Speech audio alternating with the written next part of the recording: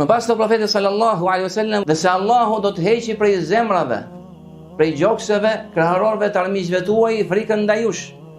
Pra, ju në sytë e tyre jeni të pavlefshëm, pa vlerë, ata nuk kanë frikë prej jush. Ju jeni që keni frikë prej tyre. Nëse Allahu do të vendosin në zemrat tuaja, do të hedhin në zemrat tuaja dobësimin. Dhe me të drejtë e pyesin wa mal wahan, cili është dobësimi apo dobësia, el wahan, ka thënë pra dashuria për dynjan, dhënia pas dynjas dhe urrejtja e vdekjes. Të dyja këto lidhen me dhënien pas dynjas, ku muslimanët jepen pas dynjas, jepen pas kënaqësive të dynjas, jepen vetëm pas të mirave materiale dhe neglizhojnë punët e botës tjetër, punët e ahiretit.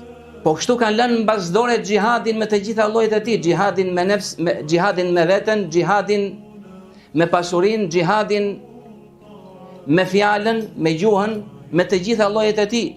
Ndërkohë që të parët e tyre, të parët e muslimanë, pra selefët tanë të mirë, e donin vdekjen, pra donin botën tjetër, sikurse armiqtë e tyre donin jetën. Pra të parët tanë e donin vdekjen, takimin me Allahun subhanahu wa taala, sikurse jo besimtarët duan jetën.